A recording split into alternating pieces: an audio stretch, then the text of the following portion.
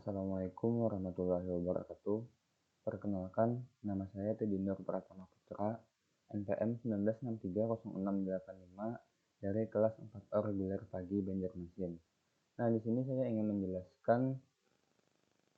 menjelaskan program saya. Nah, di sini saya akan menjelaskan pada modul pertama atau program pertama ini, saya ingin menjelaskan apa itu objek, kelas, metode, dan atribut. Nah, pada program TTL Java dan TTL Java Braksi ini, nah, di sini terdapat beberapa atribut, konstruktor, cara mengisinya, metodenya, nama konstruktor, dan kelas. Nah, pada TTL.java ini terdapat objek terdapat atribut yaitu string nama, string npm, string tempat lahir, string tanggal lahir, dan integer umur. Nah, atribut ini merupakan nilai data yang terdapat pada suatu objek yang berasal dari kelas. Nah, kelasnya adalah TTL. Nah, contohnya di sini saya menggunakan string dan integer. Lalu di sini terdapat penginputan atributnya dengan cara system out println. Kita masukkan misalkan di sini npm, maka yang akan kita panggil adalah npm yang ada di atribut sini. Nah, selanjutnya kita ke kelas TTL Braksi. Di sini terdapat main method pada kelas TTL Braksi. Nah, metode ini adalah kumpulan program yang mempunyai nama. Metode didefinisikan pada kelas, akan tetapi dipanggil untuk memulai suatu objek. Maksudnya adalah apabila kita ingin menjalankan suatu program pada TTL Java ini, maka kita akan membuat kelas baru lagi yaitu TTL Braksi. Nah, pada TTL Braksi ini kita buat main method agar kelas atau program yang kita jalankan bisa berjalan. Gunanya ini intinya untuk menjalankan suatu program.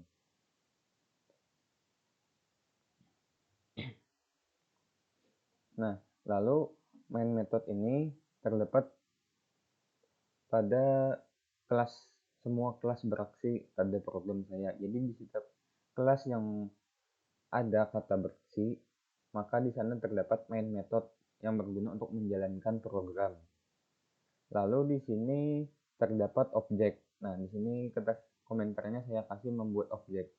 Nah, apa objek itu? Objek adalah hal yang ada di dalam dunia nyata, baik konkret atau maupun abstrak. Lalu untuk membuat objek, kita menggunakan perintah new. Nah, contohnya seperti ini. New. Dengan sebuah nama kelas yang akan dibuat, contohnya seperti di program TTL Java ini. TTL Beraksi Java. Nah, di sini saya membuat TTL-nya ini adalah kelas, td-nya ini adalah nama objek, lalu new-nya ini adalah objek, lalu TTL-nya ini adalah konstruktor. Nah, begitu.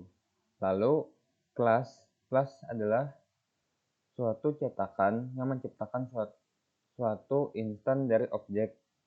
Contohnya pada program TTL Java ini, kelasnya yaitu public class TTL. Maka kelasnya itu adalah TTL. Selanjutnya pada TTL Beraksi, kelasnya adalah TTL Beraksi. Nah, selanjutnya saya ingin menjelaskan di biodata dan biodata Beraksi. Nah, pada biodata biodata Japa dan biodata beraksi ini juga terdapat atribut, namun di sini terdapat privat. Nah, privat itu adalah encapsulation. Encapsulation yaitu mekanisme menyembunyikan suatu proses dan data dalam sistem untuk menghindari interferensi dan menyederhanakan penggunaan proses itu sendiri. Ciri-ciri encapsulation terdapat kata atau nama berupa privat, public, dan protected. Nah, di sini terdapat public dan di sini terdapat privat. Nah, dua itu termasuk ke dalam encapsulation. Selanjutnya string nama string npm, string nama, string tempat lahir, string tanggal lahir, dan integer umur. Sama pada TTL Japa dan TTL beraksi tadi, ini adalah berupa atribut. Selanjutnya di sini terdapat metode berupa mutator dengan parameternya set npm. Nah, mutator ini ditandai dengan kata set. Selanjutnya di sini terdapat metode asesor ditandai dengan get. Jadi perbedaan mutator dengan set adalah kalau metode menggunakan set, kalau asesor menggunakan get. Kalau get di sini juga harus terdapat return npm, gunanya untuk mengembalikan datanya, mengembalikan objek ke npm. Caranya kita menuliskan string get npm, lalu kita return untuk mengembalikan. Nah, asesor dan mutator ini termasuk ke dalam metode. Pada asesor di sini ditandai dengan awalan get dan mutator diawali dengan kata set. Perbedaan keduanya hanya terletak di situ, dan untuk asesor ditandai dengan set dan return. Selanjutnya di sini sudah habis, lalu kita ke biodata beraksi. Nah, pada kelas biodata beraksi ini terdapat main method kembali. Di sini terdapat encapsulation berupa public. Di sini juga terdapat berupa public. Nah, di sini dengan kelas biodata dengan nama objeknya tadi, objek new, dan konstruktornya biodata. Nah, di sini maka akan memanggil tadi set npm, berarti mengambil dari asesor. Mengambil dari mutator. Nah, jadi ini akan memanggil set npm yang berada di biodata. Nah, di sini kan set npm, makanya akan muncul nanti ada 19630685. Seterusnya sama. Nah, kalau tadi set umur tidak pakai tanda petik 2 ini, berarti dia adalah di angka. Di sini kan saya menggunakan integer, berarti yang dimasukkan adalah angka, jadi tidak harus menggunakan tanda petik. Kalau kita masukkan tanda petik akan terjadi error. Nah, akan terjadi error karena kita menggunakan tipe data berupa integer. Selanjutnya kita memasukkan sistem out println, yaitu memasukkan atributnya. Kita ketikkan npm, lalu kita hubungkan ke asesornya berupa get npm. Seperti itu. Get npm ini datangnya dari mana? Dari biodata Japa, kelas biodata Japa.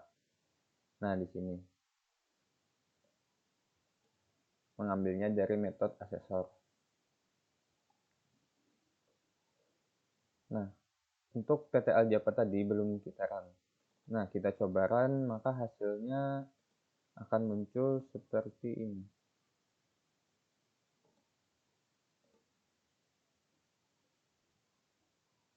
Nah, di bawah ini akan muncul npm.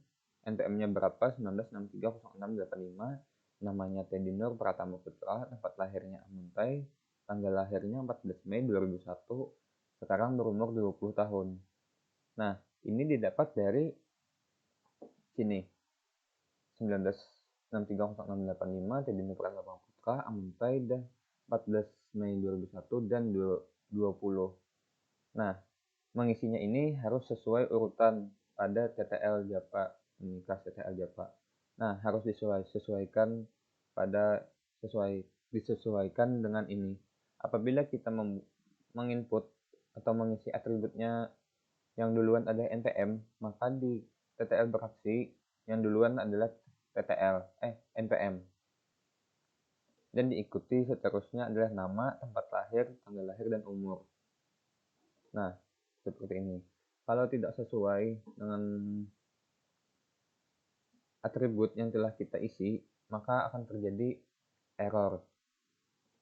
Nah, sama juga pada biodata beraksi ini. Bukan, berbeda. Kalau di biodata beraksi ini tidak harus berurutan sesuai dengan apa yang telah kita inputkan pada TTL Japa. Kalau biodata tadi kita hanya memasukkan atribut pada metode mutator ini, yaitu dengan konstruktor dis npm 19630685. Nah, konstruktor tadi sudah dijelaskan, yaitu konstruktor adalah memberikan nilai awal pada suatu objek yang dibuat, yang bisa ditandai dengan new. Nah, di sini kita mengisi atributnya di sini. Yang duluan npm, lalu kita ambil pada asesor, yaitu get npm. Nah, ini tidak harus sesuai urutan. Nah, di sini juga harus disamakan dengan ini. Jadi, apabila kita duluan nama, maka di sininya harus juga nama. Selanjutnya kita ke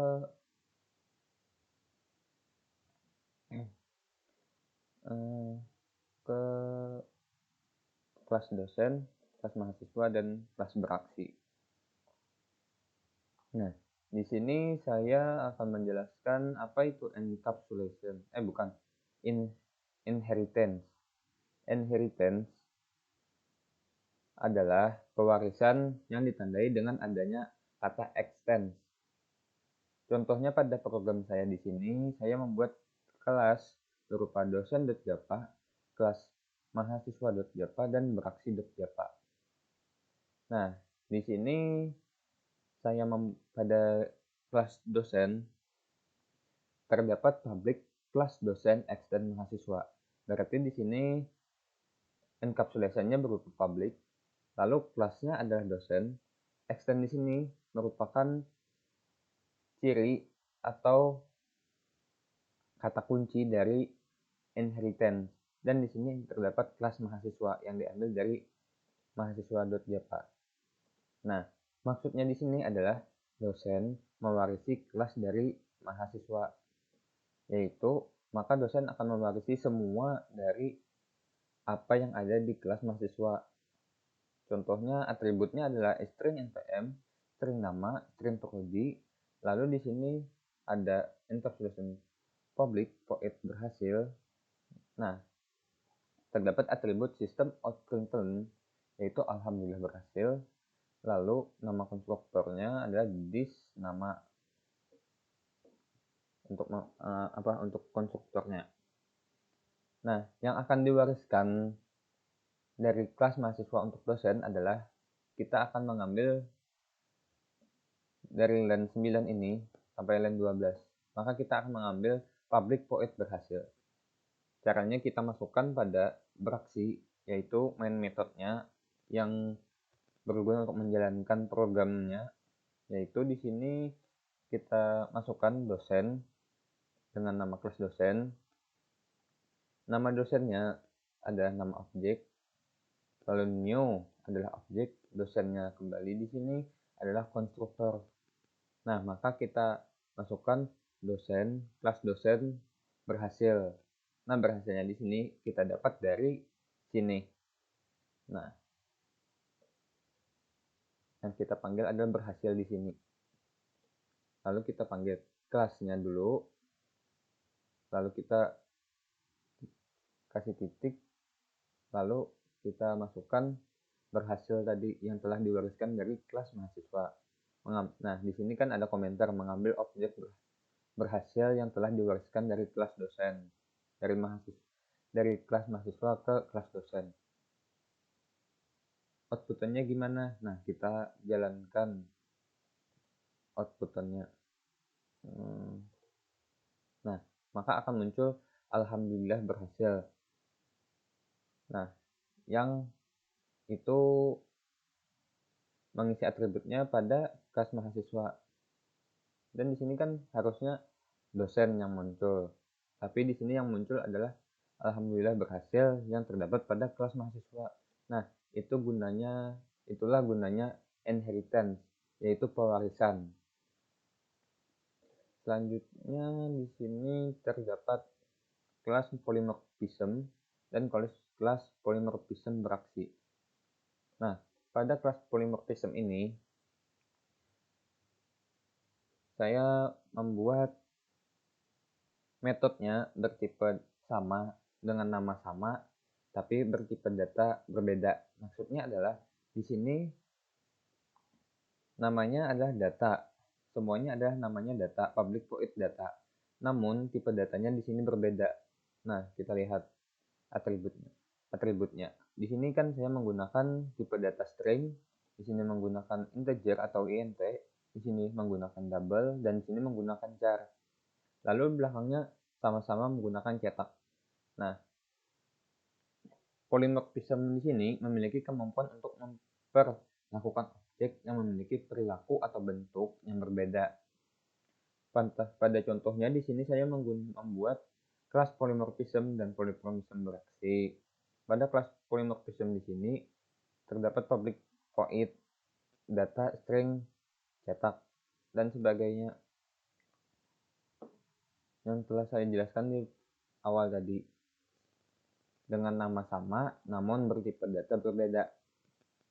Di sini kita masukkan atributnya, mengisi atribut, yaitu kita akan memanggil cetak. Nah, selanjutnya kita beralih ke kelas polymorphism beraksi. Pada kelas polymorphism beraksi ini terdapat main method, yaitu menjalankan suatu program. Pada kelas polymorphism. Nah, di sini kan ada komentar lagi membuat nama objek sama dengan new nama konstruktor, yaitu ini berupa kelas polymorphism.